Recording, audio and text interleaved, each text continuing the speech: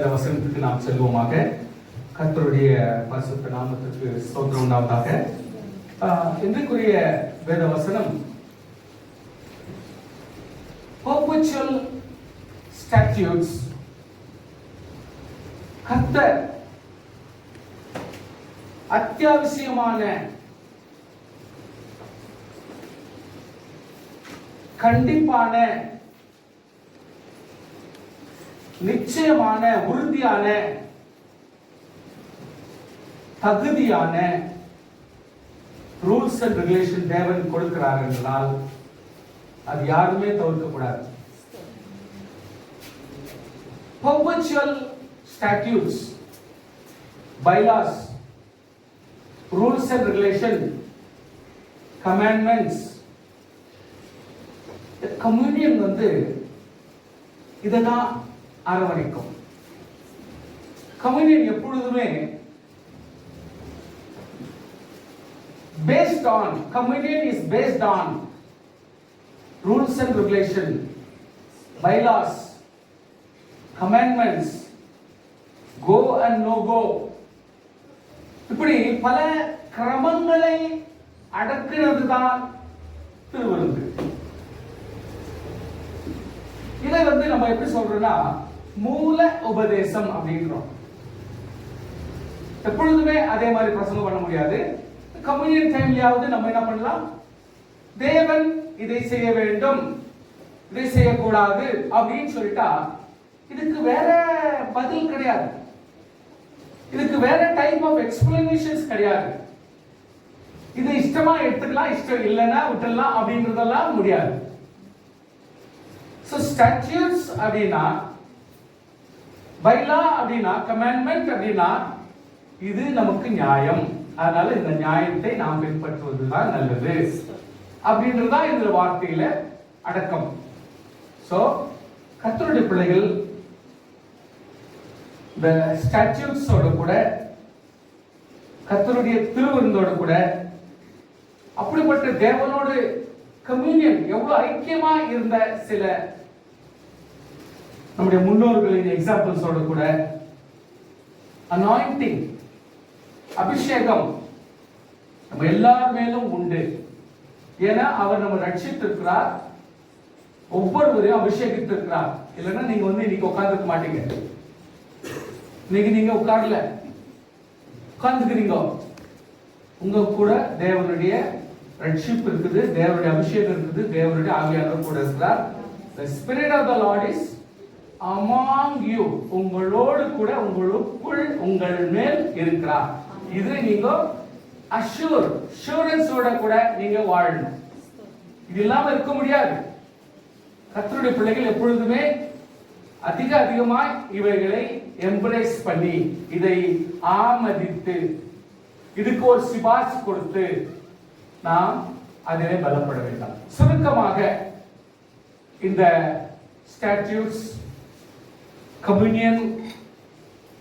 கம்யூனியனோடு கூட தேவ பிள்ளைகள் எத்தனை பேர் வாழ்ந்தாங்க, ஒரு 4-5 எக்ஸாம்பிள் பிளஸ் அபிஷேகம் அப்படின்னா இந்த ஒரு 4 விஷயங்களை கொஞ்சம் மனசுல வச்சுக்கின்னு மேபி ஒரு half an hour or 30 minutes உடைய மெசேஜ் உங்களுக்கு நான் கொடுக்கலாம்ன்றேன். நல்ல கவனமா நீங்க கேட்டுக்கலாம். சோ ஃபர்ஸ்ட் வசனத்தை நீங்க படிக்கும் பொழுது உங்களுக்கு ஓரளவுக்கு விளக்கம் கொஞ்சம் வந்துரும். I want somebody to read in English first. Ezekiel 44:24. Ezekiel 44:24. Somebody in English please. In any dispute, the priests are to serve as judges and decide according to my ordinances. My ordinances. They are to keep my laws. And my decrees. My statutes. For all my appointed festivals. Appointed feasts. And they are to keep my Sabbaths holy. Sanctify my Sabbath. So இந்த வசனத்துல ஓரளவுக்கு அடக்கம் உங்களுக்கு உண்டாயிடும். ஓரளவுக்கு இந்த மெசேஜ்னுடைய சாராம்சம் விளங்கிடும். ஆண்டவர் நான்றாரு my ordinances, நான் சொல்லுகிற கோட்பாடுகள்,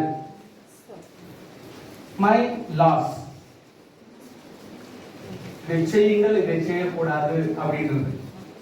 my statutes, இதுதான் நம்முடைய வாழ்க்கையிலே தகுதியான நியாயங்கள்.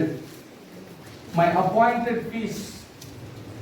ஒரு மனுஷனுடைய வாழ்க்கையில எவ்வளவுதான் நம்ம பாடு வேதனை துக்கத்தோடு நம்ம வாழ்க்கை வாழ்ந்து சந்தோஷம் நினைச்சாலும் பண்டிகைன்னு சொல்லிட்டு கர்த்தர் சொல்லுகிறார். அந்த பண்டிகைன்றது ரொம்ப ரொம்ப முக்கியமானது. we need to celebrate. see sometimes நீங்க கொஞ்சம் புரிஞ்சுக்கணும். ஒரு வில்லேஜ்ல ஒரு பண்டிகை கொண்டாடுறாங்கன்னா அந்த வில்லேஜ்ல நமக்கு சொந்தக்காரர் அதுல இருக்கிறாங்கன்னு வச்சுங்க. பர்டிகுலர் வில்லேஜ்ல இருக்கிற அந்த சொந்தக்கார் அவருடைய சொந்தக்கார் எந்த ஊர்ல இருந்தாலும் அவங்க வர வைக்கிறார். அந்த ஊர்ல ஒரு டென்ட் போடுறாரு, அவங்க வீட்டு எதிரில் டென்ட் போடுறாரு. அதே மாதிரி அங்க இருக்கிற எல்லா குடும்பங்களும் அதே மாதிரி டென்ட் போடும். வருஷத்துக்கு ஒரு முறை அவங்க அதை செலிப்ரேட் பண்றாங்க. இத அந்த குடும்பத்தார் எல்லாருமே ஒரு நாளைக்கு முன்னால போறவங்க உண்டு, 4 நாளைக்கு முன்னால போறவங்க உண்டு, அன்னைக்கு போறவங்களும் உண்டு, அந்த நேரத்துக்கு போறவங்களும் உண்டு. அப்போ அந்த பண்டிகையை முன்னிட்டு ஒவ்வொரு சொந்தக்காரன் அந்த ஊர்ல போயிட்டு அவங்க கூட பழகி தங்களுடைய வெகுமதிகளை கொடுக்கறதும் அவங்களுடைய வெகுமதிகளை வாங்குறதும் ஒருத்தருக்கு ஒருத்தர் பரிமாறிக்கொள்றதும் வாழ்க்கையில நினைப்பிட்டுக் கொள்ளத்தக்கதான ஒரு சந்தர்ப்பங்கள். எவ்வளவுதான் நம்முடைய வாழ்க்கையில கஷ்டங்கள் இருந்தாலும் இதை கொஞ்சம் நம்முடைய வாழ்க்கையில் இப்படிப்பட்ட பண்டிகைகள் நீங்கள் கொண்டாட வேண்டும் சொல்லிட்டு ஆண்டவர் சில பண்டிகைகளை முக்கியமாக சொல்லி இருக்கிறார். அதை நான் பேச வரல. ஆனால் மனுஷன் நம்முடைய வாழ்க்கையில குடும்பங்களிலே திருமணங்கள் என்று சொல்லும் பொழுது அதுதான் அவர் கூட அதுதான். பல குடும்பங்கள் அந்த திருமணம் என்கிற ஒரு சாக்குல 2 நாள் 3 நாள் 4 நாள் வாரம் அவங்களுடைய தகுதிக்கு ஏற்றார் கூட அவங்க வந்து அவங்களோட பழகி அவங்களோட இருந்து சாப்பிட்டு பேசி ஐக்கியமாகி ஆசுவத்தோடு என்ன கொடுக்கணுமோ கொடுக்கறது, என்ன வாங்கணுமோ வாங்குறது, இதை செஞ்சுட்டு அவங்க போகும் பொழுது வாழ்க்கையில ஒரு ஞாபகக்குறியாகவும் மனுஷனுடைய மனுஷன் எல்லா இடத்துலயும் மெஷின் மாதிரி வாழ்றது முறை இல்லை, கொஞ்சம் தேற்றப்படணும். அதனால தான் ஆண்டவர் பண்டிகைகளையும் திருமணங்களையும் அதே போல டெத்தும் அதே மாதிரி தான் ஆண்டவர் செய்கிறார். ஆண்டவர் வசனங்களிலே நான் எப்போது சொல்லும் பொழுது சொல்கிறேன், கரண்ட் டைம்ல இதெல்லாம் பேசுறதுக்கு சான்ஸ் இல்லை, ஏன்னா எல்லாருமே கேட்கறதுக்கு மனசுக்கு டைம் இல்லை. ஒரு டெத்துன்னு சொன்னா சொந்தக்காரர்களும் சபையினர்களும் எல்லாருமே அந்த டெத் விஷயம் கேட்டுக்கின உடனே அவங்களோட கூட போய் சேர்ந்து அவங்களோட கூட இருந்து அவங்களுடைய என்னென்னலாம் ஆப்ளிகேஷன்ஸ்களோ அதை போறவங்க தான் எல்லாம் பூர்த்தி பண்ணுவாங்க. சொந்தக்காரர்கள் பூர்த்தி பண்ணுவாங்க, முக்கியமானவங்க பூர்த்தி பண்ணுவாங்க. அதோட செஞ்சு டெத்து கொண்டு போய் அடக்கம் பண்ணிட்டு அதோட முடியறது இல்லை, முடியக்கூடாது. வசனத்துல ஒரு நாளைக்கு உங்களுக்கு எடுத்து சொல்றேன், you need to come home. அந்த குடும்பமானது அந்த உங்களுக்கு எல்லாருக்குமே ரெஸ்டோரேஷன் கொடுக்கணும், சுத்திகரிப்பு அந்த இடத்துல கொடுக்கணும். அவங்க அங்கதான் எல்லாத்தையும் முடிஞ்ச அளவுக்கு குளிப்பாங்க, சுத்திகரிச்சிருவாங்க, எல்லாத்தையும் பண்ணுவாங்க. அங்க வயிறு நிறைய சாப்பாடு இருக்கும். இன்னும் 2-3 நாளைக்கு அவங்க வீட்டுல தங்குவாங்க, தங்கணும். இது முறை, இதுதான் குடும்பத்தினுடைய முறை. ஆண்டவர் லேவியராகமத்திலும் தர்மோபதேச காண்டாலையும் கருத்து தெளிவாக சொல்லுகிறார். ஒரு முறை உங்களுக்கு சொல்லி தர்றேன். சோ டெத்ங்கிறது ஒரு மேரேஜ்ன்றதும் ஒரு ஐக்கியப்படுறதும் ஒருத்தருக்கு ஒருத்தர் சம்பந்தம் கலக்கிறதும் ஒருத்தருக்கு ஒருத்தர் ஆறுதல் படுத்துறதும் ஆறுதல் படுத்தி கொடுக்கிறதான முறைகள். பண்டிகை ஆனாலும் மரணம் ஆனாலும் கல்யாணம் ஆனாலும் இதெல்லாம் கர்த்தருடைய பிள்ளைகள் ஒரு ஐக்கியப்படுறதுனுடைய வாய்ப்புகள். அதை புரிஞ்சுக்கின்னு வெறும் பணத்தையே யோசிக்கிறாதபடி நமக்கு பந்தம் முக்கியம், நமக்கு ஐக்கியம் முக்கியம் அப்படின்னு புரிஞ்சுக்கின்னு இந்த காரியங்கள் எல்லாத்தையும் அனுசரிக்கிறது நமக்கு நல்லது. சம்டைம்ஸ் இப்படிப்பட்ட முறைகள் நமக்கு வேணும்னா நம்ம தான் சொல்லி ஒருத்தருக்கு ஒருத்தர் கன்வே பண்ணி அதை அமைச்சு கொள்றதும் நமக்கு நல்லது. ஸோ கர்த்தருடைய பிள்ளைகள் இந்த காலத்துல எல்லாமே மாறி மாறி மாறி வித்தியாசமா தான் நடக்குது. சில வீடுகளில் போய் நம்ம தங்கவே முடியாது, அவங்க சூழ்நிலை அப்படி. இப்போ இருக்கிற வீடுகள்லாம் குறுகி போல மாறி போச்சு. இப்போ சின்ன சின்னதா மாறி பண்ணணும், தங்குறது வசதி கிடையாது பாச. இதெல்லாம் அந்த காலத்து முறையெல்லாம் அப்படி கிடையாது அப்படின்னு சொல்லிட்டு நீங்க சொன்னாலும் அன்புக்கும் பாசத்துக்கும் ஆறுதலுக்கும் தேர்தலுக்கும் இடமில்லாமல் போனால் மனுஷ குலமே அழிஞ்சிடும். விசுவாசிகள் வீடு சின்னதாகலாம், மனசு சின்னதாக கூடாது. கர்த்தருடைய பிள்ளைகள் நாம் புரிஞ்சுக்கணும். ஸ்பெஷலி விசுவாசிகள் நம்முடைய உள்ளங்களை கொஞ்சம் கூட நம்ம பலப்படுத்தி எலாபரேட் பண்ணி கிறிஸ்துவ சமுதாயத்தில் ஆகிலும் நாம் இப்படிப்பட்ட ஒரு ஃபீஸ்ட், ஒரு கொண்டாட்டம், ஒரு டெத், ஒரு மேரேஜ், இப்படிப்பட்ட காரியங்கள் எல்லாம் நாம் அனுசரித்து ஒருவருக்கு ஒருவர் பலப்படுத்தி அதை வியாபரித்து ஆறுதல் படுத்தி ஆறுதல் வாங்கி கொண்டு நம்மளால் ஆன காரியங்களை செய்யணும். இந்த ஒரு சாக்குல தான் நமக்கு ஏதோ ஒரு செலவுன்றது வரும்.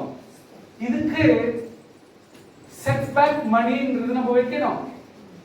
வாழ்க்கை இப்படியே வாழ்ந்துருக்கிறேன் அப்படின்றதெல்லாம் முறை இல்லை. பல முறை சொல்லியிருக்கிறேன். நீங்க please you need to set back some amount. ஒரு மாசத்துக்கு ஒரு 100 ரூபாய் இல்ல ஒரு 50 ரூபாய் அல்லது ஒரு 200 ரூபாய், உங்க தகுதிக்கு ஏற்ற பிறகு ஒரு 5000 ரூபாய் இல்ல ஒரு 2000 ரூபாய், ஒரு 1000 ரூபாய் நீங்க எடுத்து வைக்கணும். நான் அதெல்லாம் தெளிவாக சொல்றேன். உங்களுக்கு நானே அன்வான்டெல்லாம் பேசுறது இல்லை. யாருக்கு சொல்லணும் யாருக்கு சொல்லக்கூடாது அது கர்த்தர் உங்களுக்கு சொல்லி கொடுப்பார். ஆனா யூ ஷுட் பி ஸ்டாண்ட் பைல ஒரு அமௌண்ட் நீங்க வச்சிருக்கணும். அதுதான் ஒரு குடும்பத்தினுடைய அழகு. இதை டிஸ்போஸ் பண்ண முடியாது. we cannot say பிள்ளைகளுக்கு சொல்றேன், அவங்களுக்கு சொல்றேன், இவங்க சொல்றேன், இதெல்லாம் நான் பேச வரல. கர்த்தருடைய பிள்ளைகள் ஒரு லீடர் என்ற ஒரு ஸ்டாண்ட் பைல இருக்கணும். செட் பேக் அமௌண்ட் கொஞ்சம் வச்சிருக்கணும். ஏதாவது ஒரு ஆபத்துக்கு அவருக்கு உதவியா இருக்கும். மோரோவர் உங்களுடைய ஹெல்த் கான்செப்ட்ல கூட நீங்க என்னதான் இன்சூரன்ஸ் பண்ணுங்க, என்னென்ன பண்ணுங்க, உலகம் நமக்கு சப்போர்ட்டாக இருக்காது. அதனால we need to have some set back amount so that அது ஏதாவது ஒரு இக்கட்ல கூட நமக்கு உதவியாக இருக்கும். So you need to have a secret account in some bank or somewhere. You need to put some money. அதை ஒரு சேஃப்டியா வச்சா ஒரு வீட்டு தலைவர் அதை தலைவி ஹேண்டில் பண்றதுக்கு நல்லா இருக்கும், உங்களுக்கு உதவியா இருக்கும். ஸ்தோத்திரம். தேங்க்யூ. இப்பொழுது நம்ம ஒரு மெசேஜுக்கு போலாம். இப்போ ஸ்டாட்யூட்ஸ், ரூல்ஸ் அண்ட் ரெகுலேஷனுக்கு நம்ம கொஞ்சம் கொஞ்சமா சீக்கிரம் போயிடலாம். ஓகே, இப்போ படிங்க. லேவியராகமம் 3ஆம் அதிகாரம் 17ஆம் வசனம். லேவியராகமம் என்ன சொல்றது கண்டால? யாஜக காண்ட 3ನೇ ಅಧ್ಯಾಯದ 17ನೇ ವಚನ. ಲೆವಿಟಿಕಸ್ 3:17. கொழுப்பையாவது ரத்தத்தையாவது, அவ்வளவுதான் அவ்வளவுதான், கதை முடிஞ்சிச்சு. இதுக்கு எக்ஸ்பிளனேஷன் தேவையில்லை. நம்ம எல்லாருமே தெரிஞ்சு கொள்ள வேண்டிய சத்தியம். கர்த்தர் சொல்றாரு, இது அவ்வளவுதான். இதுக்கு வேற யாரும் எக்ஸ்பிளனேஷன் கொடுக்கிறாரு. கொழுப்பை சாப்பிடக்கூடாது, முடிஞ்சு போச்சு. அது இருந்தா தான் சார் நல்லா இருக்குது. நான் பேசுறேன். கொழுப்பு சாப்பிடுற பொருள் அல்ல, விரோதிக்க வேண்டிய பொருள். அது எப்படி இருந்தாலும் கொழும்புக்கு பாதிப்பு. அப்ப கொழுப்பு, நல்ல கொழுப்பு எப்படி சேரும்? எல்லா வெஜிடபிள்ஸ்ல இருக்குது, எல்லாத்துலயும் இருக்குது. ஆனா கொழுப்புன்றதை நீ அவாய்ட் பண்ணி தான் ஆகணும். ரத்தம் சாப்பிடக்கூடாது, சாப்பிடக்கூடாது. ஒருவேளை உங்களுக்கு தெரியலன்னா தெரியாதுன்றது நல்லது. இது விநியோகிக்கிறவங்க இருக்கிறாங்க, இதை வாங்குறவங்க இருக்கிறாங்க, சாப்பிடுறவங்க இருக்கிறாங்க. இந்த காலத்துல அது ஒரு லாபமாகவே இருக்கிறது என்பதையும் நீங்கள் தெரிந்து கொள்ள வேண்டும்.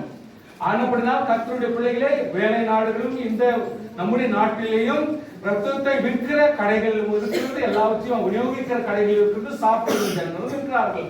ஆனப்படினால் தெளிவாக சொல்கிறேன், ஆண்டவர் சொல்கிறார், மனுஷனுடைய உயிர் ரத்தத்தில் இருக்கிறபடினாலே அதற்கு கர்த்தர் கனப்படுத்தும்படி, ரத்தத்திற்கு மரியாதை கொடுக்கும்படி, அதாவது ஒரு மனுஷனுக்கு எவ்வளவு தூரம் மரியாதை கொடுக்கணும், ரெஸ்பெக்ட் கொடுக்கணும்னா அவனுக்கு இருக்கிற ரத்தம் என்பதுதான் அதுக்கு உயிரா இருக்கிறதுனாலே ஒரு மனுஷர் கொடுக்கிற கனம் அந்த ரத்தத்தில் கொடுக்க வேண்டும். அந்த ரத்தம் மனுஷனா இருக்கிறதுனாலே மனுஷனை கொடுக்கிற கனம் அதில் இருக்க வேண்டும் என்று அது சொல்லுகிறார்.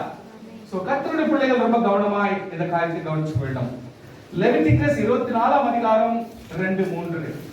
லேவியராகமம் 24ஆம் அதிகாரம் 2-3. குத்து விளக்கு எப்பொழுதும் எரிந்து கொண்டிருக்கும்படி அதற்காக இடித்து பிழிந்த தெளிவான ஒலிவ எண்ணெயை இஸ்ரவேல் புத்திரர் உன்னிடத்தில் கொண்டு வரும்படி அவருக்கு கட்டளையிடு.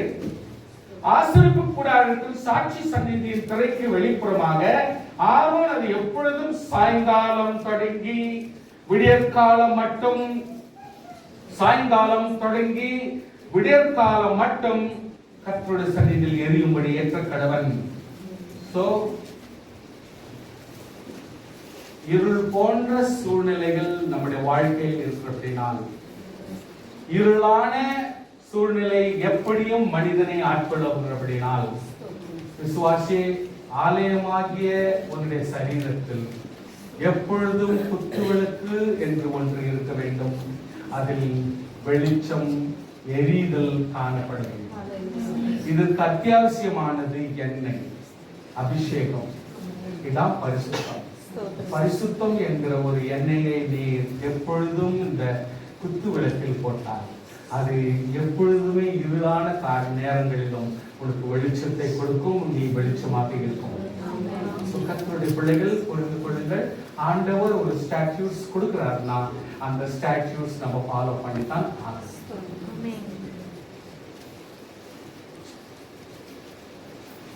லேவியராகமம் 10ஆம் அதிகாரம் 8-11 வரை. கர்த்தர் ஆரோனை நோக்கி, லேவியராகமம் 10ஆம் அதிகாரம் 8-11 வசனம். கர்த்தர் ஆரோனை நோக்கி, நீ உன்னோடு கூட உன் குமாரரும் சாகாதிருக்க வேண்டுமானால், சாகக்கூடாதுன்னா நம்ம பாஷையில, ஆசரிப்பு கூடாரத்தில் பிரவேசிக்கிற பொழுது திராட்சை ரசத்தையும் மதுவையும் குடிக்க வேண்டாம். பைபிள் எழுதிக்குதா? நம்ம எழுதிக்குது. நம்ம ஆசரிப்பு கூடாரத்தில் தினமும் வாழணும், அபிஷேகத்துல தான் வாழணும். நம்ம எல்லாருமே ஆசிரியர்களாக மாறிட்டோம். நம்ம எல்லாருமே தேவாலயங்களாக மாறிட்டோம். இந்த தேவாலயங்கள், தேவ சமூகம், மகா பரிசுத்தலம், பரிசுத்தலம் எல்லாமே இதிலே அடங்கிடுச்சு. அப்படியானால் திராட்சை குடிக்கூடாது போட்டுக்குதா? போட்டுக்குது. மதுபானம் குடிக்கூடாது போட்டுக்குதா? போட்டுக்குது. பரிசுத்தம் உள்ளதுக்கும் பரிசுத்தம் இல்லாததுக்கும் ஒரு டிஃபரன்ஸ் வேணும்னா நம்ம அதை செய்யணும். தீட்டுதலுக்கும் தீட்டு இல்லாததுக்கும் வித்தியாசம் வேணுமா? நம்ம அதை செய்யணும். ஹல்லேலூயா. சோ தீட்டு இருக்கிறதுக்கும் தீட்டு இல்லாததுக்கும் வித்தியாசத்தை நம்ம காண்பிக்கணும்னா கர்த்தருடைய பிள்ளைகளை நாம் தான் காட்ட வேண்டும். பரிசுத்தம் உள்ளதுக்கும் பரிசுத்தம் இல்லாததுக்கும் டிஃபரன்ஸ் காட்டணும்னா அதை நம்ம தான் காட்டணும். சோ கர்த்தருடைய பிள்ளைகள் வித்தியாசம் பண்ணும்படிக்கு கர்த்தர் மோசே கொண்டே சொல்வதற்கு சொன்ன சகல பிரமாணங்களையும் அவளுக்கு போதிக்கும்படிக்கு இது உங்கள் தலைமுறையோர்களுக்கு கட்டளையா இருக்கும் என்றார். ஆமென். ஸ்தோத்திரம். 1 நாளாகமம் 1ನೇ ಪೂರ್ವಕಾಲ ವೃತ್ತಾಂತ 16ನೇ ಅಧ್ಯಾಯದ 22ನೇ ವಚನ. First Chronicles chapter 16:22. நான் அபிஷேகம் பண்ணினவர்களை நீங்கள் தொடாமலும். So you should be very careful. கர்த்தர் யார அபிஷேகம் பண்றாங்களோ அவங்களை நம்ம தொடக்கூடாது. என்னுடைய தீர்க்க தரிசிகளுக்கு தீங்கு செய்யாமலும் இருக்கு. சரி, இப்போ தயவு செய்து எனக்கு ஒரு பதில் சொல்லுங்க. யாருக்கெல்லாம் கர்த்தர் அபிஷேகத்தை ஊற்றிருக்கிறார்? கை உயர்த்தணும் ப்ளீஸ். அவங்களுக்கு நம்ம தீங்கு செய்யணும். கை உயர்த்துறீங்களா? கை உயர்த்துறீங்களா? அபிஷேகம் எல்லாரும் கை உயர்த்தணும் ப்ளீஸ்.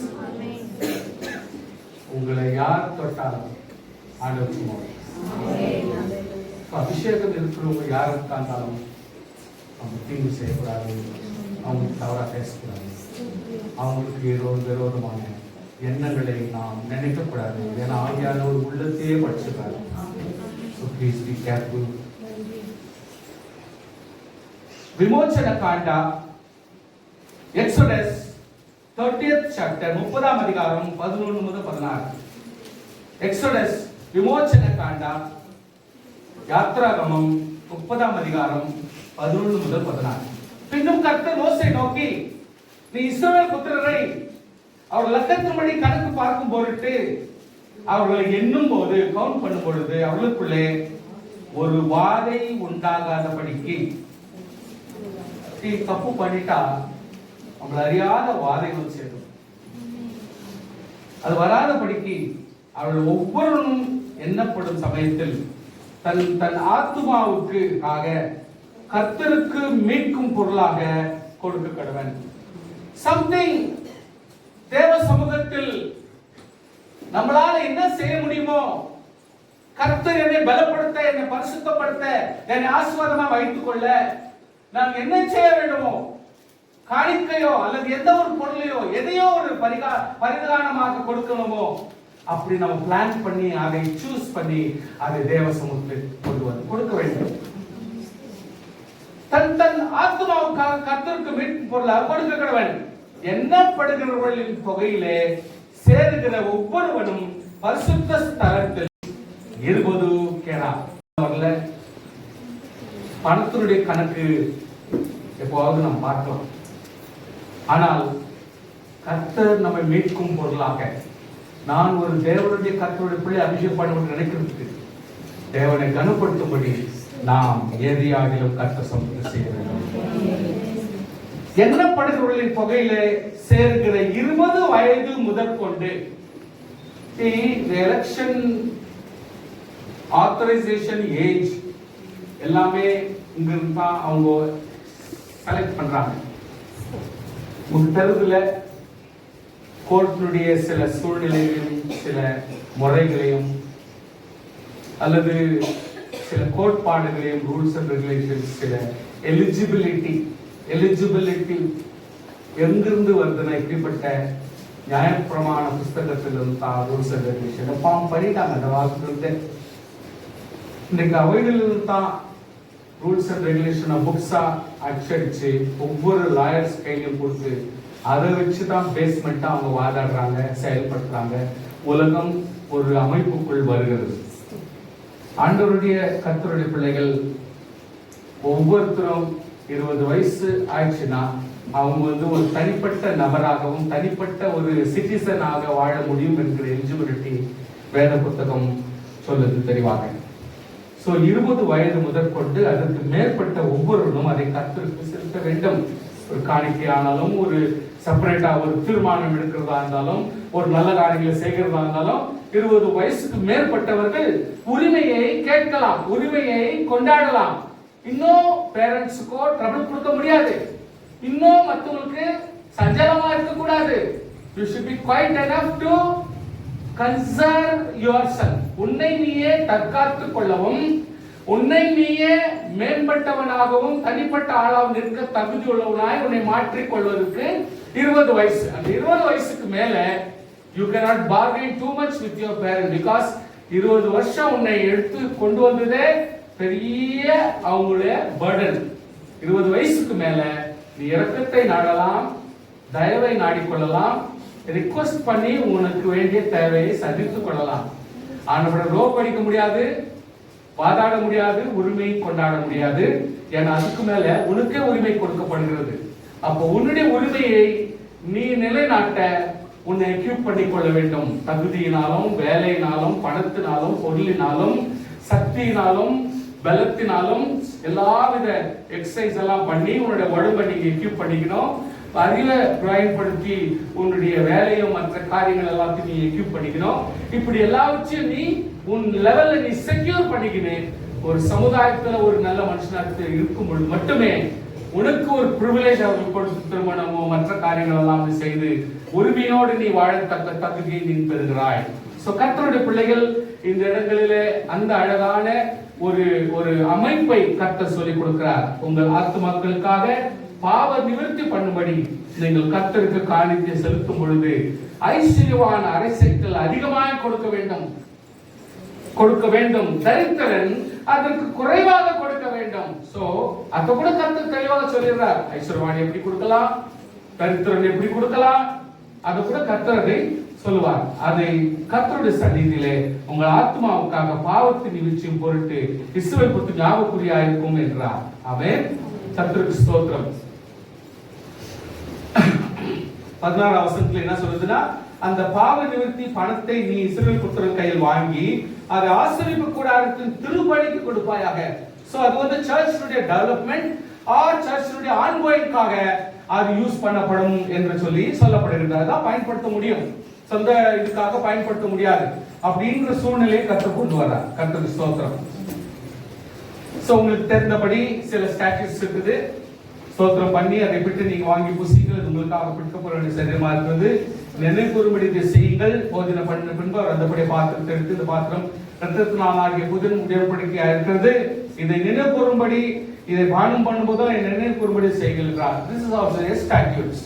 அது போலதான் ஆகையால் நீங்கள் புறப்பட்டு போய் சகல ஜாதிகளை சீஷராக்கி பிதா குமாரன் பரிசுத்த ஆவியின் நாமத்தில் ஞானஸ்நானம் கொடுத்து நான் உங்கள் கட்டளையிட்ட யாவையும் கைக்கொள்ளும்படி அவர்களுக்கு உபதேசப்படுங்கள். இதோ உலகத்தின் முடிவு சகல நாட்கள் நான் அவர்களோடு இருக்கிறேன் என்றார்.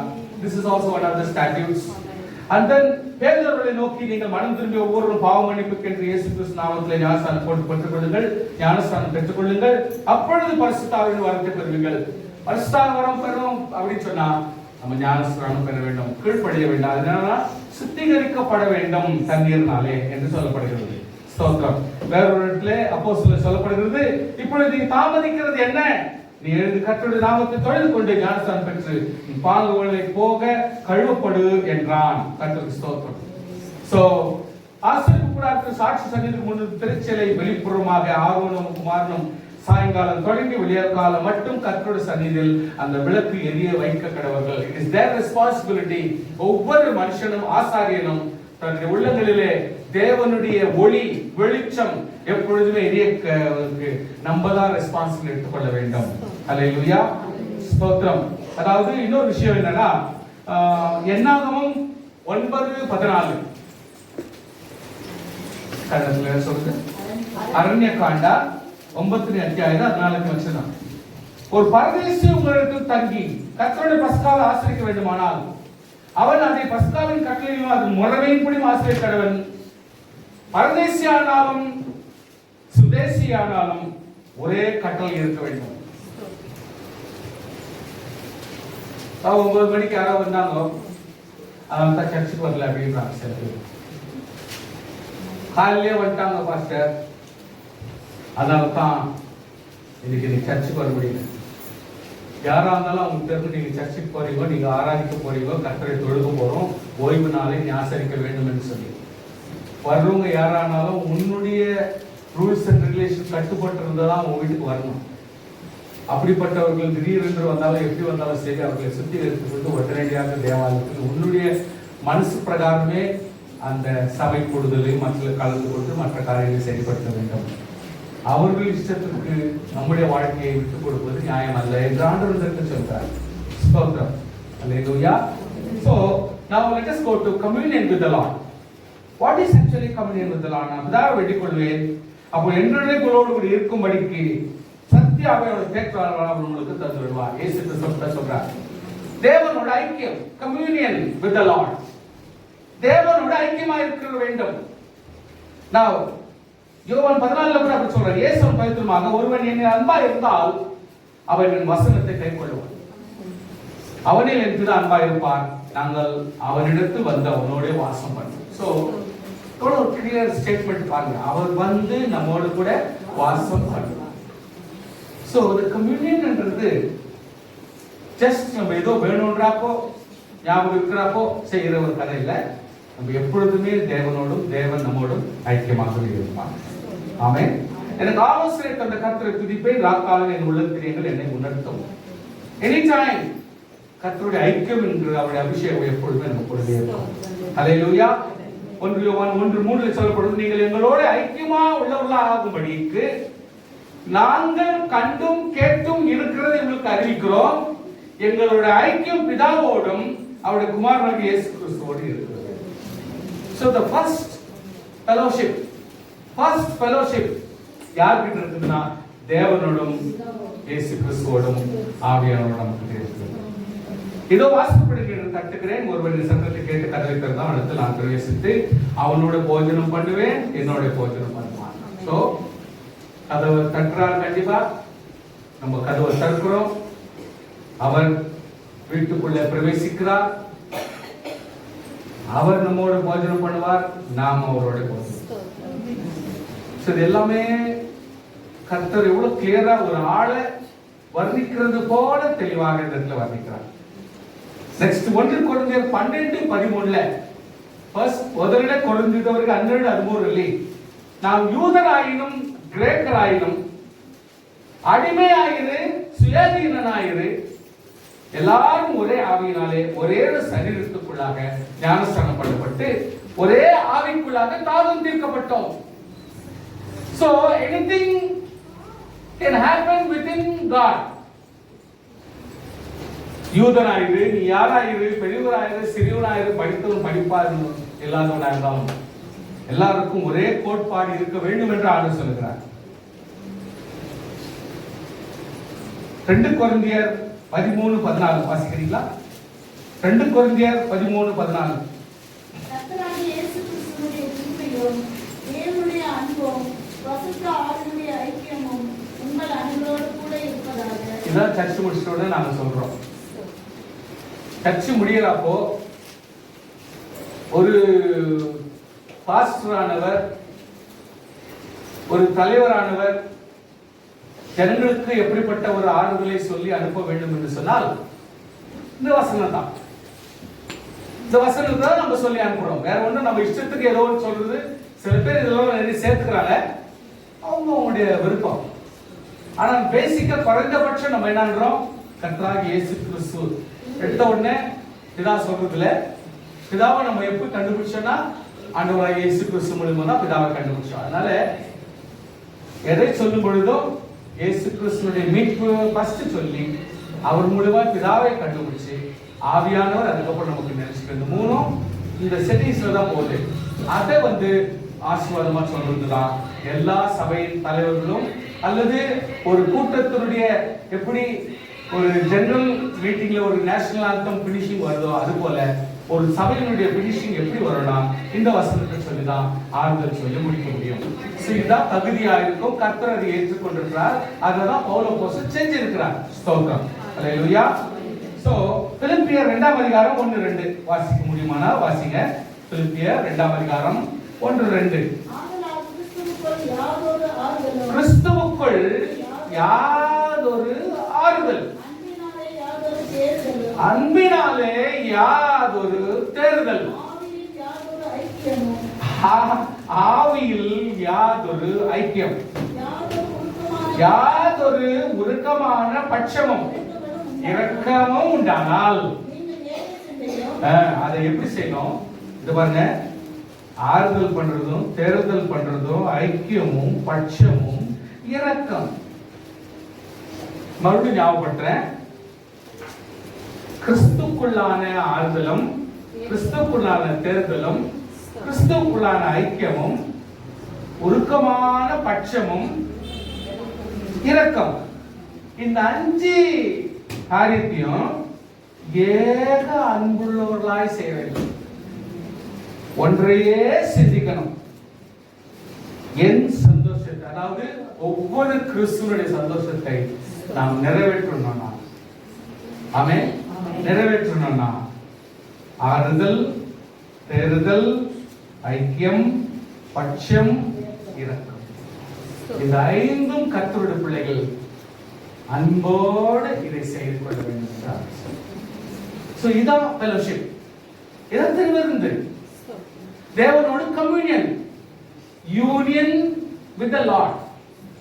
நம்ம எப்போ யூனியன் வித் தி லார்ட்ல இருக்கிறோமோ ஒவ்வொரு விசுவாசியும் தன்னை குடும்பத்தையும் தனக்குள்ளே அடக்கிக் கொள்ள வேண்டும். தனக்குள் குடும்பத்தில் எத்தனை பேர் இருக்கிறா? அத்தனை பேர் நமக்குள் கிறிஸ்துவுக்குள் ஒரே சிந்தையா இந்த 5 கோட்பாடோட கிறிஸ்துவின் அன்பினாலே அவைகளை நாம் அரவணைத்துக் கொண்டால் தேவனோட ஐக்கியம் என்கிற விஷயத்துக்கு அர்த்தம் உண்டாகும். ஆமென். சில எக்ஸாம்பிள்ஸ் உங்களுக்கு ஆல்ரெடி ஒரு முறை சொல்லியிருக்கிறேன், இருந்தாலும் ஞாபகப்படுத்துறேன். ஏனோக்கு தேவனோடு சஞ்சரித்துக் கொண்டிருக்கையில் காணாமல் போனார். தேவனோடு சஞ்சரித்து அவரோட உலாவரார், காணாம போயிட்டாங்க. காரணம் என்னக்கா? தேவன் எடுத்துக்கொண்டாங்க. அங்கே கூட பதிலும் கேட்கிறாங்க, ரீசனும் கொடுத்துறாங்க. கர்த்தருக்கு ஸ்தோத்திரம். நோவாவுடைய வம்ச வரலாறு சொல்றாங்க. என்ன வம்ச வரலாறு? இவங்க பார்த்தா இவங்க மகன் இவன் மகன் இவன் மகன் சொல்றதை விட அவங்க என்னன்றாங்களோ, நோவான் தன் காலத்தில் இருந்தவர்களுக்குள்ளே எத்தனையோ பேர் அவங்க அப்பா அவங்க அப்பா அவங்க அப்பா எல்லாரும் இருந்தாங்க. ஆனால் இருந்தவர்களுக்குள்ளே நீதிமானம் உத்தமனமாக. இது ரொம்ப ஒரு நோட்டடான ஒரு விஷயம். ஏன்னா இது இதான் சந்ததி சொல்லிட்டு சந்ததி எக்ஸ்பிளைன் பண்ணாதபடிக்கு இந்த இடத்துல என்ன சொல்லிடுறாங்கன்னா, இருக்கிறவங்க எல்லாரும் எவ்வளவு பேர் இருக்காங்க, ஆனால் இருந்ததுலயே சொச்சமா கரெக்டா பேசணும்னா இவன் நீதிமானும் உத்தமனுமா மனுஷனா இருப்பான். நோவா தேவனோடு சஞ்சரித்துக் கொண்டிருந்தான். தேவன் சொன்னபடியே நோவா செய்தான். தேவன் தனக்கு கட்டளையிடப்பட்ட எல்லாவற்றையும் அவன் செய்து முடித்தான். அவன் சந்ததி இப்படிதான் எக்ஸ்பிளைன் பண்ணப்படுகிறது. கர்த்தருக்கு ஸ்தோத்திரம். கர்த்தர் ஆபிரகாமோடு பேசி முடிந்த பிறகு கர்த்தர் போயிட்டார். ஆபிரகாமோடு பேசின பிறகு கர்த்தர் போயிட்டார். கர்த்தர் போன பிறகு ஆபிரகாம் சைலண்டா வரான். மீட்டிங் பிளேஸ், ஐக்கியப்படுற ஒரு ஃப்ரெண்ட்ஷிப்ல எங்க பார்க்கலாமா, இங்க வரேன் வாங்க சொல்லிட்டு ஒரு இடத்துல மீட் பண்ணிட்டு பேசுற மாதிரி. லார்ட் பிரைஸ் தி லார்ட், எப்படி இருக்கீங்க, நல்லா இருக்கீங்களா? இந்த சோதம் விஷயமா குமாரா விஷயமா பேசணுமாச்சு. சோதரம் நான் அங்கதான் வரேன். சோதரம் கிட்ட வராங்க. அந்த இடத்துல வந்து பேசிக்கிறாங்கப்பா. என்ன பண்றது, அங்க ஒரு 50 நீதிமான் தான் என்ன பண்றது கொஞ்சம் நீங்க பார்த்து. நீதிமான எப்படி அழிக்க முடியும்? ஐயோ நீதிமான எப்படி அழிக்க முடியும் சார்? ஆகாதே. நிச்சயமா நான் செய்வேன். 45 40 35 30 25 20 15 10 இவருக்கு ஷேமாயிடுச்சு. 10 பேருக்கு கம்மி இருந்தா அது ஃபேமிலி இருக்குது. அது கூட எல்லாரும் கொடுமா. இதுக்கு மேல 5 கேட்டு 2 கேட்டு 1 கேட்டா இதெல்லாம் அசிங்கம் ஆண்டுகிட்ட. அதனால ஓகே ஆண்டவரே நான் ஜபத்துல வச்சுக்கிறேன் அப்படி சொல்லிட்டு அப்படியே நழுவோம். கர்த்தர் போயிட்டாராம் இவன், கர்த்தர் போனதுனால இவன். சோ நம்ம எப்படிப்பட்ட ஒரு ஐக்கியத்துல இருக்கணும், எப்படிப்பட்ட ஒரு அரவணைப்புல இருக்கணும். ஆபிரகாம் எவ்வளவு அழகான எக்ஸாம்பிள். நான் லாஸ்ட் பட் ஒரு ஸ்நேகிதரோட பேசுறது போல கர்த்தர் மோசேயோட முகமாய் பேசு. ஹல்லேலூயா. அந்த விடல கொஞ்சம் வால் மாதிரி கொஞ்சம் இருக்குது. எப்படின்னா, பின்பு அவன் பாளையத்துக்கு திரும்பினான். நூனின் குமாரனாகிய யோசுவா என்னும் அவனுடைய பணிவிடைக்காரனாகிய வாலிபன் ஆசரிப்பு கூடாரத்தை விட்டு தெரியாது. பாத்தீங்களா, எக்ஸ்பிளேஷன் ஜாஸ்தி கொடுக்கல. யோசுவா பத்தி எக்ஸ்பிளேஷன் பெருசா அப்படியே தர்பாரா பேசல. அந்த வாலிபனை பத்தி எவ்வளவு அழகா குவைட்டா காமா பிரிப்பதா பேசுறாங்க பாருங்க. மோசே சொன்ன பிரகாரம் அப்படியே அவன் கீழ்ப்படிந்து பாலி காம்பவுண்ட் அவங்களுடைய ஃபென்சிங் உள்ளவே சொல்லப்பட்ட ரூல்ஸ் அண்ட் ரெகுலேஷன் உள்ளவே அவன் அடங்கி வாலிபன் இருந்தாங்க. வாலிபர் எல்லாரும் கை தட்டி ஸ்தோத்திரம் பண்ணுவாங்க.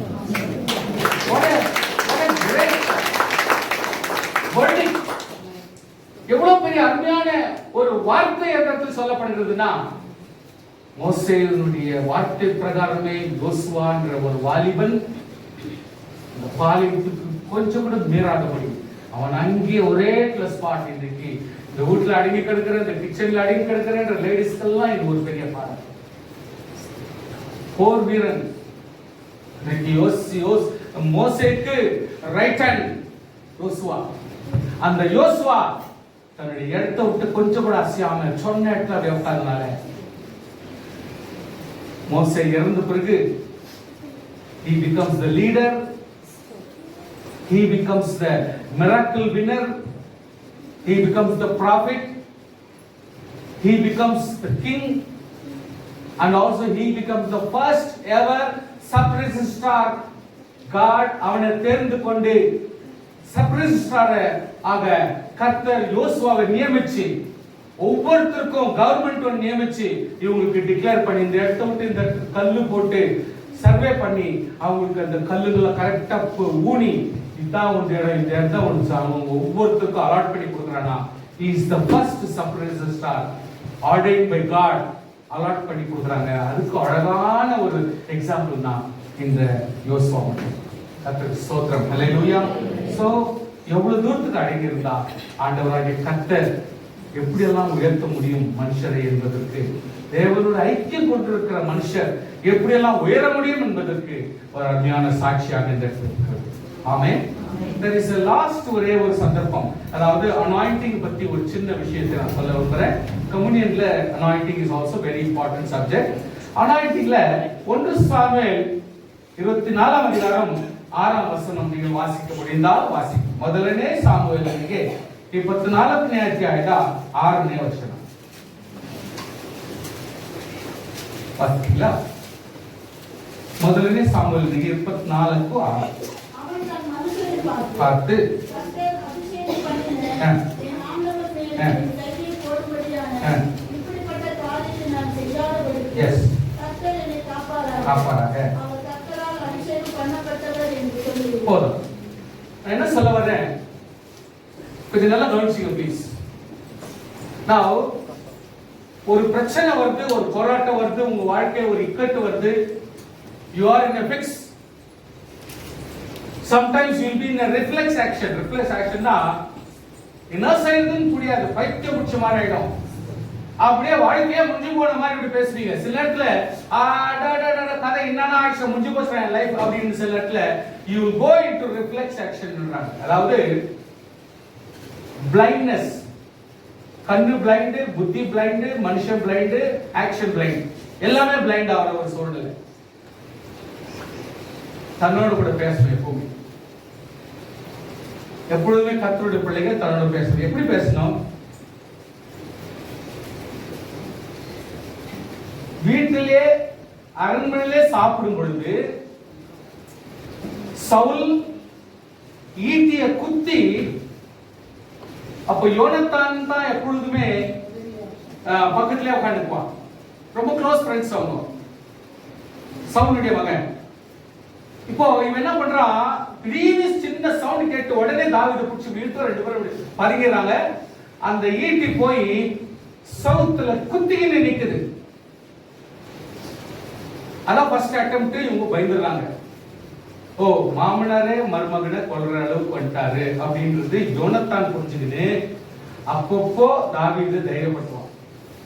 டேவிட் ப்ளீஸ் வச்சுக்காதா, எங்க அப்பா விட்டானா, புத்தி இல்லடா, நீ இன்னும் பேஜார்படாதடா, ப்ளீஸ் ப்ளீஸ் விட்டு போயிடாதடா, நீ நான் இருக்கேன்டா, எங்க அப்பா சொல்றேன், நான் புத்தி சொல்றேன், நீ ஒன்றும் கவலைப்படாத, டேய் போதரா, டேவிட் போதரா சொல்லிட்டு எப்போ பாரு எம்ப்ரேஸ் பண்ணேப்பா. யோனத்தான் வந்து இஸ் ஆஃப்டர் டேவிட், ஒரே நியரஸ்ட் ஏஜ் அவங்க. சோ எப்பொழுதுமே இவங்க அப்பா பண்ண அந்த வேலையை பார்த்து யோனத்தானுக்கு ரொம்ப ஷேம் ஒரு சைடுல இருந்தாலும் அவன் பேக்கப் பண்ணினே இருப்பான் டேவிட். ஏன்னா he is a very good guy, very handsome guy, ரொம்ப அழகா இருப்பான், ரொம்ப நேர்த்தியா இருப்பான் டேவிட் வந்து. அப்படிப்பட்ட ஒரு மனுஷனை இந்த மாதிரி செஞ்சிருவே.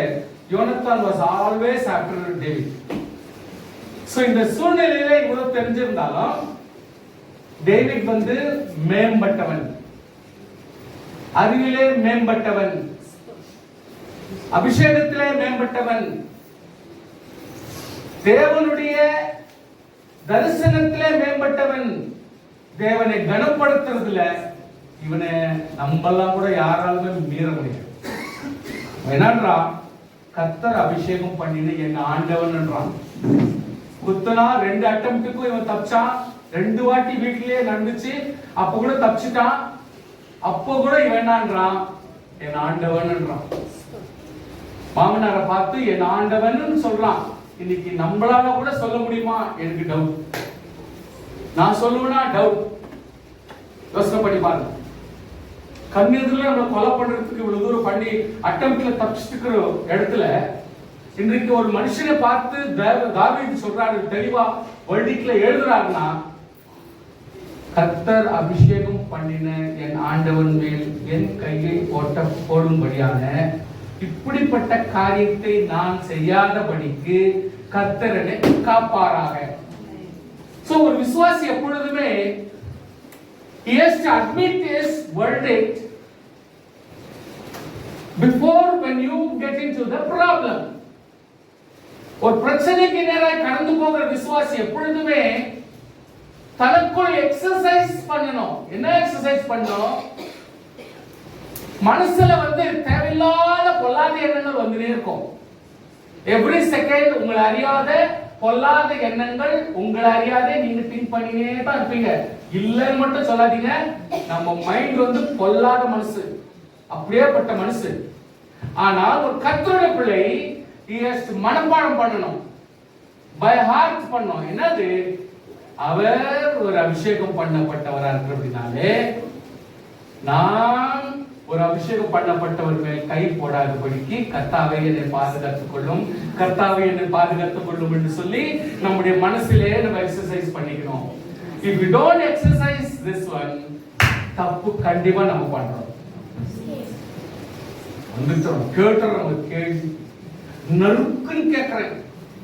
இப்படிதான் நம்ம எக்ஸசைஸ் பண்ணுமே ஒழிய கர்த்தாவே ஒரு அபிஷேகம் பண்ணப்பட்டவரை நான் அநியாயமா பேசியிருக்கோ அவங்களோட அனாவசியமா பேசாதபடிக்கு கர்த்தாவே என்னை பாதுகாத்துக் கொள்ளும் சொல்லிட்டு எப்போவாவது நம்ம ஜெபம் பண்ணிருப்போமா? தனக்குள்ளே நமக்குள்ளே எப்போவாவது நம்ம எக்ஸசைஸ் பண்ணி பேசியிருப்போமா? ஜெபிச்சிருப்போமா? நம்ம அப்படியே ரீல் ஓட்டுவோம், எப்படி பில்மே ஓட்டிடுவோம். எப்படி போன மாதிரி அவர் வந்து நின்ன மாதிரி, எடுத்தவன காரி துப்புன மாதிரி, திருப்பி அவங்க அடிக்க வர்ற மாதிரி, அப்புறம் நம்ம ஒரு குத்துன மாதிரி, அப்புறம் 4 பேர் வந்து தடுக்கிற மாதிரி எல்லாம் கூட அடிச்சு கிழிச்சிடறான்னு சொல்லிட்டு இந்த சீன் அப்படியே ரீப்ளே ஓடி இருக்கும். பிசாசின் கிரியைகளுக்கு இடம் கொடுக்க வேண்டாம், நாசத்துக்கு இடம் கொடுக்க வேண்டாம். அது எப்பொழுதுமே உனக்கும் உன் குடும்பத்துக்கும் கேடு. எப்பொழுதும் பிசாசு உன்னை தூண்டி கொடுத்து கொண்டே இருக்கும். Now the David gives very best example. Before doing something, ஒரு மனுஷனிடத்துல போறதுக்கு முன்னாடி he exercise பண்றாரு. என்ன எக்சர்சைஸ்? நான் அபிஷேகம் பண்ணவர் மேல் கை போட்டு நான் எந்த தப்பு பண்ணாதபடி கர்த்தாவே என்னை பாதுகாத்துக் கொள்ளும். ஆமென். நான் பல நேரத்துல யோசிப்பேன், கர்த்தாவே ஏன்னா யூதாஸ் காரியத்து இப்படியெல்லாம் பண்ணிட்டானே, அப்பா என்ன இந்த மாதிரி எல்லாம் ஒரு பிக்ஸ்ல போட்டுறாத, என்ன நான் அதுக்கெல்லாம் லைக் கிடையாது, இந்த மாதிரி எல்லாம் என் மேல நம்பிக்கை போட்டு நான் ஒரு பிரச்சனை எல்லாம் விட்டுறாத, என்ன வானா சாமி இந்த டெஸ்ட் எல்லாம் எனக்கு விட்டுறாத, என்னால ஆகாது. நான் கெஞ்சு கர்த்தாவே என்ன தூக்கி என் மேல நம்பிக்கை மேல இதுல போட்டுறாத, நீ என்னால ஆவதில்ல, நான் தப்பு பண்ணிடுவேன் அப்படின்னு சொல்லிட்டு கெஞ்சுவேன். சோ அது மாதிரி நம்முடைய வாழ்க்கையில தப்பு நடக்கிறதுக்கு முன்னாடியே நம்ம எக்ஸசைஸ் பண்ணி பேசிக்கணும். ஹல்லேலூயா. கர்த்தாவே இந்த மாதிரி தப்பு பண்ணாதபடி எங்களை பாதுகாத்துக் கொள்ளும். ஸ்தோத்திரம். எத்தனை பேர் புரிஞ்சுக்கிறீங்க? ஹல்லேலூயா. Now ஒரு வாசிங்க 1 சாமுவேல் 24:10. 1 சாமுவேல் 24:10. இதோ கர்த்தர் என்று கெபியில் உம்மை என் கையில் ஒப்புவித்த கண்கள் கண்டதே, உம்மை கொன்று போட வேண்டும் என்று சிலர் சொன்னார்கள், ஆனாலும் என் கை உம்மை தொட தப்பு விட்டது. என் ஆண்டவர் மேல் என் கை போடேன். ஆமென். வசனம் எப்படி? என் ஆண்டவர் மேல் என் கை போடேன். எவ்வளவு ஷூரா பேசாம அந்த வார்த்தை எவ்வளவு கிளியரா இருக்கு பாருங்க. The words must be specific. கோவம் வரும்போது நீங்க பேசுறீங்க, என்ன பேசுறீங்க உங்களுக்கு ஞாபகம் கிடையாது. கோவம் வருது, எதை பேசுறீங்க தெரியாது. நான் எப்ப சொன்னேன், நான் எப்ப பேசுறேன், எதுவுமே ஞாபகத்துல வராது. எல்லாம் பேசுறீங்க. Must be very careful when you are angry. பதற்றமான சமயத்துல, பிக்ஸ் ஆன சமயத்துல, ரிஃப்ளெக்ஸ் ஆக்ஷன் வர்ற சமயத்துல you should be very careful because you will speak so many but you will not remember what you spoke. This is what happening in everybody's life. ஆவியானவர் இதெல்லாம் வச்சு ஒப்பாரி வச்சிருக்க மாட்டார். நம்ம வாழ்க்கையில நம்ம எல்லாம் பலப்படுறது ரொம்ப கஷ்டம். என் ஆண்டவர் மேல் என் கை போடேன், அவர் கர்த்தரால் அபிஷேகம் பண்ணப்பட்டவராமே. சவுலோடு பேசுறாரு அவரு. சார் நேத்து நைட்டு நானும் கெபிக்குள்ள வந்தேன். எனக்கு கவனிங்க, பைபிள் படிக்காதீங்க ப்ளீஸ். நானும் கெபிக்குள்ள வந்தேன், நீ தூங்கி இருந்த, உன் மெய் காவலாளன் கூட தூங்கி இருக்கிறான். அவன் தூங்கி கூடாது, அவன் தூங்கி கூடாது. பர்சனல் அசிஸ்டன்ட் கூட தூங்கி இருக்கிறான் அவன் கூட சேர்த்து. உன் தலைவாட்டில ஈட்டி குத்தி இருந்துச்சு, சொம்புல தண்ணி இருந்துச்சு. நான் வந்தேன், என்னோட வந்தவங்க என்கிட்ட சொன்னாங்க, சார் நல்லா தூங்குறான், கர்த்தர் தூங்க வச்சுக்கிறது. நீங்க என்ன நினைக்கிறீங்க? ஸ்தோத்திரம். பேச மாட்டேன்றீங்களே. கர்த்தர் தூங்க வைக்கிறாரு, உங்களுக்கு என்ன தெரியும்? தூங்குறாரு நினைச்சுக்கிறீங்க? No, God does many miracles. சின்ன சின்ன miracles. சொல்றான், கூட கொடுக்க சொல்றாங்க, சார் நீங்க ஒண்ணும் பண்ணாத சார், பாவம் உங்க மேல வரக்கூடாது, என் மேல வரட்டும், நீ ஒரு வார்த்தை சொல்லி ஒரே குத்த குத்தி வைப்போம். சவுல நான் கொலை பண்ணிடுறேன், நீ ஒரு வார்த்தை சொல்லு.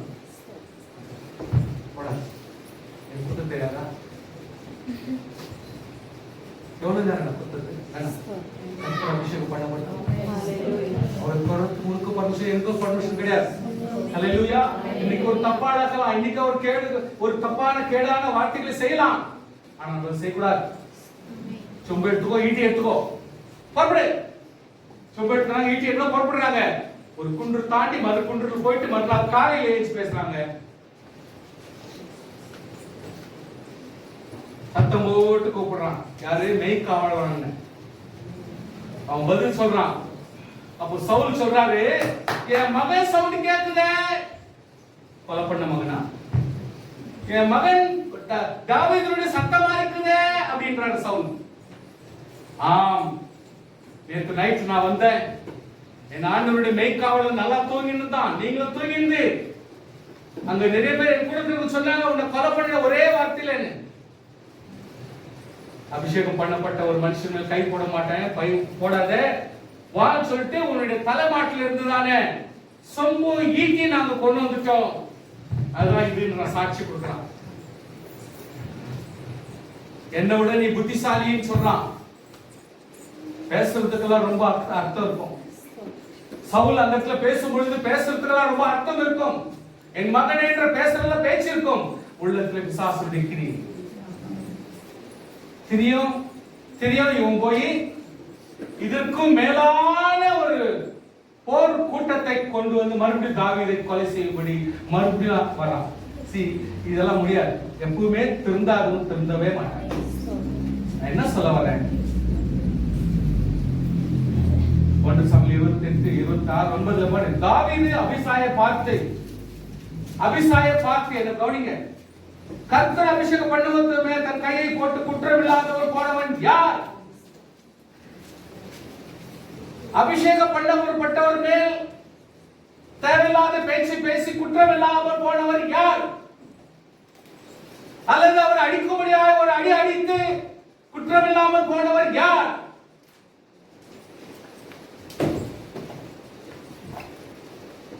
அதே 26ஆம் அதிகாரம் 11ஆம் வசனத்தை வாசிக்கிறோம்.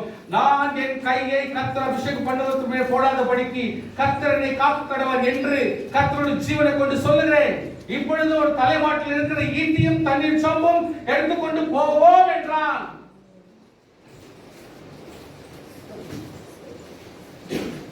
ஆமென்.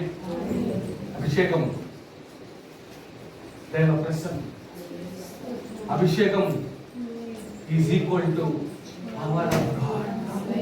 Abhishekam is equal to security. Abhishekam is equal to ஆகாததை ஆக வைக்கிறது.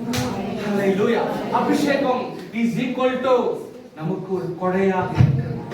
அபிஷேகம் is equal to wealth and health. Hallelujah. அபிஷேகம் is equal to பணம் பணம் பணம் நமக்கு தேவையை கொடுக்கிறது. So we talk in the terms of அபிஷேகம்.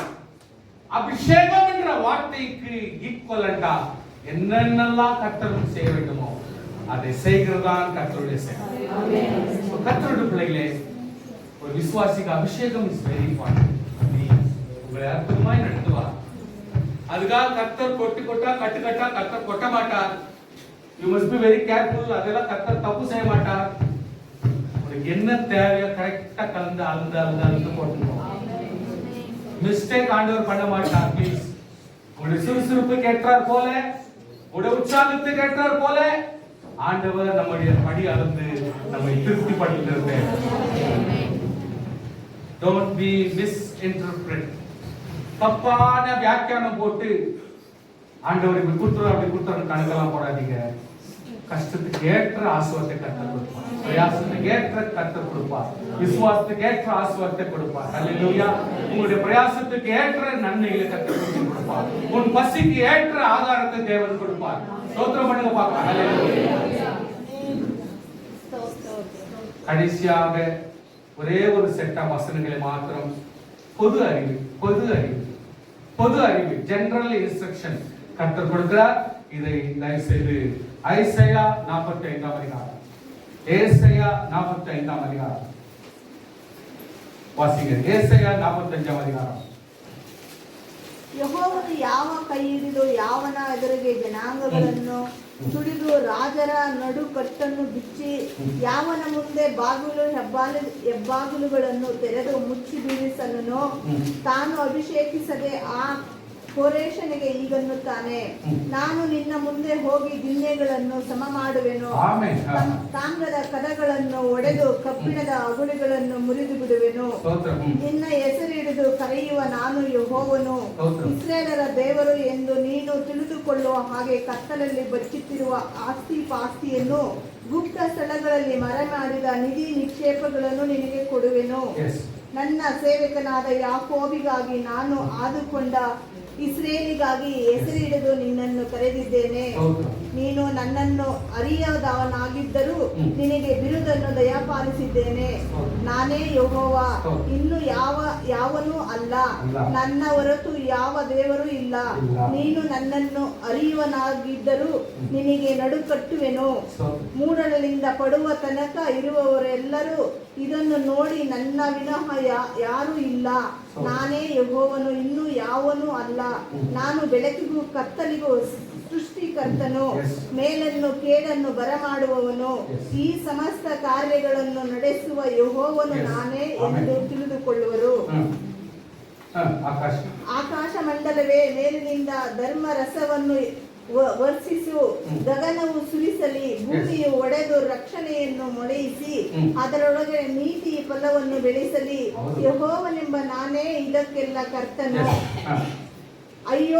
ಅಯ್ಯೋ ತನ್ನನ್ನು ರೂಪಿಸಿದ ಆತನ ಸಂಗಡ ವ್ಯಾಜ್ಯವಾಡುವವನ ಗತಿ ಏನು? ಮಣ್ಣು ಮಡಕೆಗಳಲ್ಲಿ ಅವನು ಒಂದು ಮಡಕೆ ಅಲ್ಲವೇ? ಮಣ್ಣು ಏನು ಮಾಡುತ್ತಿ ಎಂದು ರೂಪಿಸುವವನು ಕೇಳುವುದುಂಟೆ? ನಿನ್ನ ಕಾರ್ಯವು ನಿನ್ನ ವಿಷಯವಾಗಿ ಅವನಿಗೆ ಕೈಯಿಲ್ಲ ಅಂದಿದೆ. ನೀನು ಹುಟ್ಟಿಸುವುದೇನು ಎಂದು ತಂದೆಯನ್ನು ಕೇಳುವವನ ಪಾಡೇ ಪಾಡು. ನೀನು ಹೆರುವುದನ್ನು ಎಂದು ಹೆಂಗಸನ್ನು ಕೇಳುವವನ ಗತಿಯೇ. ಆದರೂ ಇಸ್ರೇಲರ ಸದಮಲ ಸ್ವಾಮಿಯು ಸೃಷ್ಟಿಕರ್ತನೂ ಆದ ಯೆಹೋವನ ಮಾತನ್ನು ಕೇಳಿರಿ. ಭವಿಷ್ಯತ್ತುಗಳನ್ನು ವಿಷಯವಾಗಿ ನನ್ನನ್ನು ವಿಚಾರಿಸಿರಿ. ನಾನೇ ನಿರ್ಮಿಸಿದ ನನ್ನ ಮಕ್ಕಳ ವಿಷಯದಲ್ಲಿ ನನಗೆ ಏನನ್ನು ವಿಧಿಸಿದರೂ ವಿಧಿಸಿರಿ.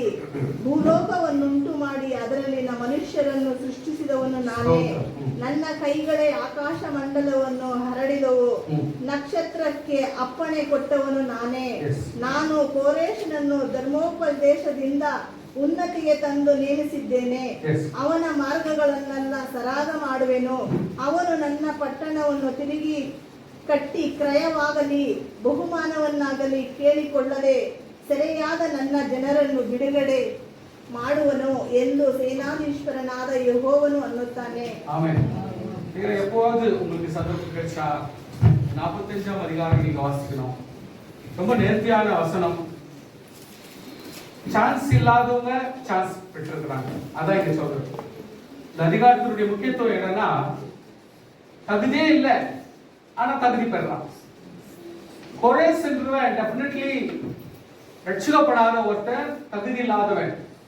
ஆனால் அவன் தகுதி பெற்று இன்றைக்கு ஆண்டவரிடத்திலிருந்து எவ்வளவு ஆசீர்வாதம் பெறானா, இவ்வளவோ நம்மள போல அறியாத சந்ததி, நம்மளாம் யூதர் கிடையாது, இருந்தாலும் ரட்சிப்புக்கு தகுதியாய் கர்த்தர் நம்மை மாற்றி கர்த்தருடைய ஆசீர்வாதங்களை அனுபவிக்க தேவன் நமக்கு தயவு காட்டி வச்சிருக்கார். இதுதான் கம்யூனியன். கம்யூனியன் என்றது தகுதி இல்லாதவர்கள் கூட, தகுதி உள்ளவர்கள் கூட இன்னும் நம்மை தகுதிப்படுத்திக் கொள்ள திருவிருந்து என்றது எப்பொழுதுமே அத்தியாவசியமான ஒன்று. இதைத்தான் ஆண்டவர் கர்த்தராகிய நான் அபிஷேகம் பண்ணின கோரேசுக்கு முன்பாக ஜாதிகளை கீழ்ப்படுத்தி ராஜ்யங்களின் இடைக்கட்டுகளை அவிழ்க்கும்படிக்கு அவனுக்கு முன்பாக வாசல்கள் பூட்டப்படாதிருக்க கதவுகளை திறந்து வைக்கும்படிக்கு அவனை பார்த்து என் வலது கையை பிடித்துக் கொண்டு அவனுக்கு சொல்லுகிறதாவது, அவன் வலது கையை பிடிச்சுக்கிட்டு சொல்றதாவது, நான் உனக்கு முன்பாக போய் கோணலானங்களை சபையாக்குவேன். கோரேசே, தகுதி இல்லாதவன், நீ தேவனை அறியாதவன், அப்படிப்பட்ட சந்ததியிலே வந்தவன். இருந்தாலும் கர்த்தருக்கு பிரியமாய் நடந்து கொண்டபடினால் உன்னை நான் கடைசி வரைக்கும் கைவிடுவதில்லை. இல்லாத ஒன்று, ஆகாத ஒன்று ஆதரவாகி ஆண்டவர் மாற்றுகிற ஒரு சூழ்நிலை தான் இது. உன்னை பெயர் சொல்லி அழைக்கிற இஸ்ரவேல் தேவனாகிய கர்த்தர் நானே என்று நீ அறியும்படி இதுக்கு நம்ம எல்லாம் அறிந்து கொள்ள வேண்டும். வெண்கல கதவுகளை உனக்காக உடைப்பார், இருப்பு தாழ்பால்களை முறிப்பார் உனக்காக. அந்த காலத்தில் இருக்கிற பொக்கிஷங்கள் மறைவா இருக்குது, தெரியல இருக்குதுன்னு. சப்டைம்ஸ் நீங்க நினைக்கலாம், கர்த்தாவே மறைவா இருக்கிற இந்த கோல்டு சில்வர் எங்கடா பதிஞ்சிருந்தா, பூமியில என்ன பதிஞ்சிருந்தா எனக்கு காட்டு சுவாமி, நான் எடுத்துக்கிறேன். அதை கர்த்தர் ஓப்பனாக உங்களுக்கு கொடுப்பார். கர்த்தருக்குள் பலப்பட்டால், கர்த்தருக்குள் திடமனதோடு வாழ முடிந்தால், கர்த்தர் யாரதோ காரியங்களை கர்த்தர் உனக்காக கூட்டி கொடுப்பார், உன் தேவைகளை சந்திப்பார். அல்லேலூயா.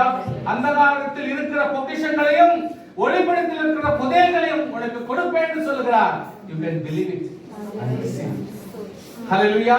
என் தாசனாகிய யாக்கோபின் நிமித்தம், நான் தெரிந்து கொண்ட இஸ்ரவேல் நிமித்தம் நான் உன்னை பெயர் சொல்லி அழைத்து.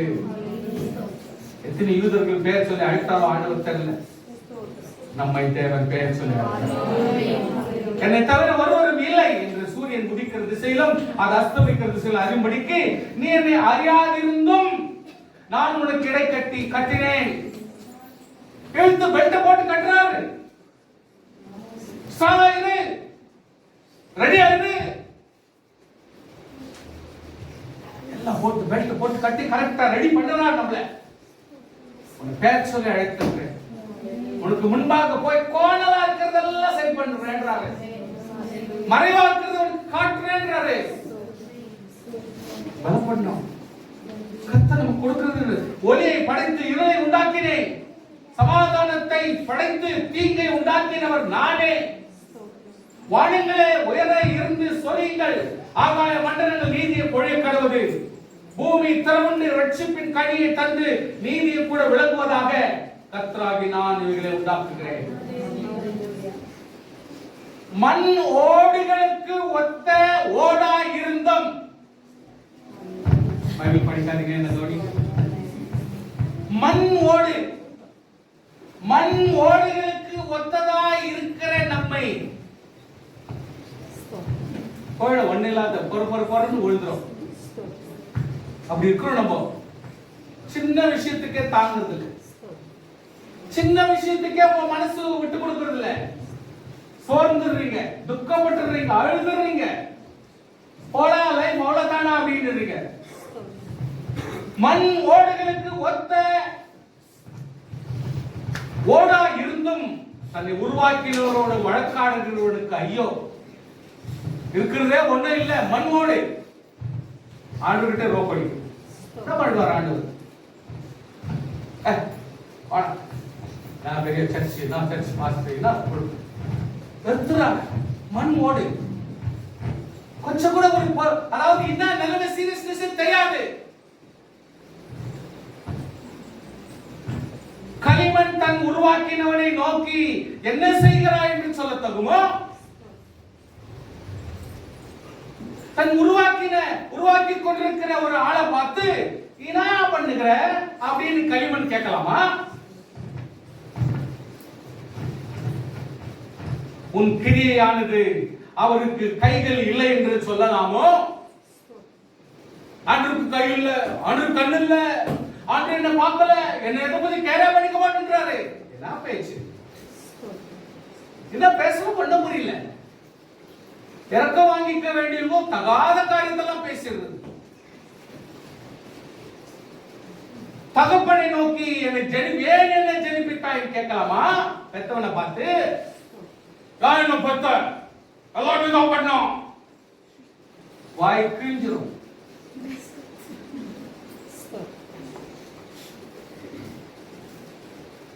தாயை பார்த்து ஏன் என்ன பெத்த, முகம் கோணிக்கும்.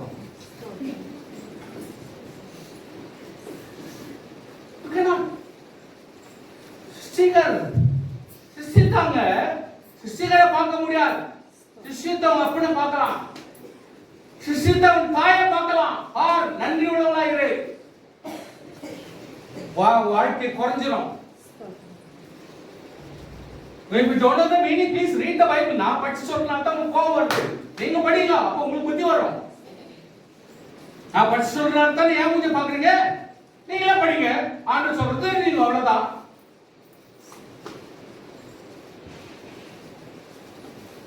ஏன் என்னை பெற்றா என்று சொல்லுகிறவனுக்கு ஐயோ பாவம், அவனுக்கு வந்த வாழ்க்கையில் வந்த வேதனை பார்த்து வாழ்க்கையே அமையாது. படுறாங்க இன்னும் கூட. ஏன்னா கேட்கக்கூடாத கேள்வி இதெல்லாம், கர்த்தருடைய செயல் இதெல்லாம். இஸ்ரவேலின் பரிசுத்தரும் அவனை உருவாக்கினுமாக கர்த்தர் சொல்லுகிறதாவது, வரும் காரியங்களை என்னிடத்திலே கேளுங்கள். என்ன ஆகும் கர்த்தாவே, என்ன நடக்க போகுது என்று கேள், நான் சொல்லிக் கொடுக்கிறேன். புத்தியா வா, வழிக்கு வா, கேள், நான் சொல்லுகிறேன். அடக்கமா வா. தேவையில்லாதெல்லாம் கேட்டு வாழ்க்கையை ஒண்ணு இல்லாத சீடிக்காது. கேளு, என்ன கேளு, கர்த்தரத்துல வா, வரும் காரியங்களை கேளு, நான் உனக்கு சொல்லிக் கொடுக்கிறேன். ஆமென். அல்லேலூயா.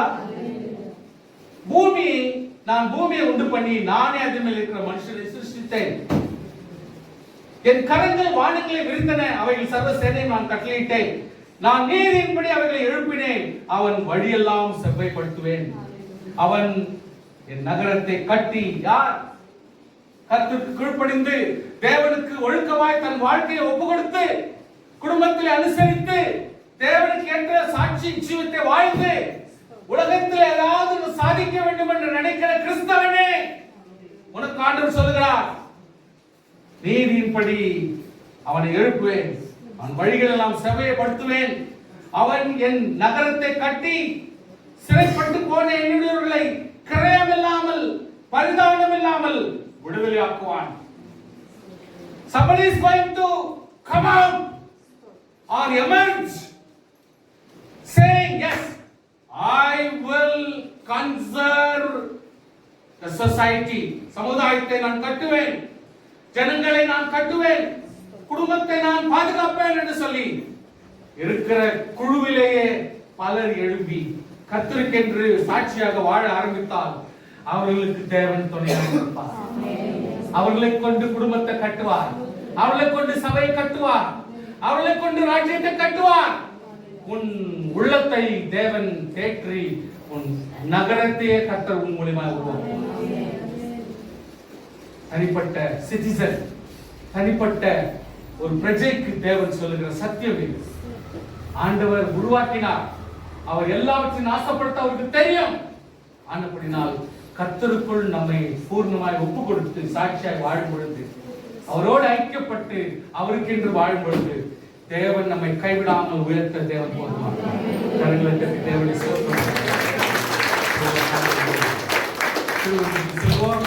கர்த்தருக்கு தயவு காட்டுவாராக. As we said, statutes மறக்க வேண்டாம். Communion with the Lord, தேவனோடு ஐக்கியம் கொள்ளுங்கள். பல முன்னோர்கள் எப்படி தேவனோடு ஐக்கியமாக இருந்தார்கள் என்று சொல்லி நாம் படித்தோம். அபிஷேகம் பண்ணப்பட்டவர்களுக்கு இருக்கிற மரியாதையை நாம் படித்தோம். கடைசியாக தனிப்பட்ட ஒரு நபர், தனிப்பட்ட ஒரு பிரஜை தேவனிடத்தில் எப்படி கேட்டு பெற்று ஆசீர்வாதத்தை பெற்று தனக்கும் தன் குடும்பத்திற்கும் தன் சபைக்கும் சமுதாயத்துக்கும் எப்பேற்பட்ட பெரிய காரியங்களை செய்து ஆசீர்வாதமாக வாழ முடியும் என்பதை கர்த்தர் தெளிவாக சொல்லிக் கொடுத்திருக்கிறார்.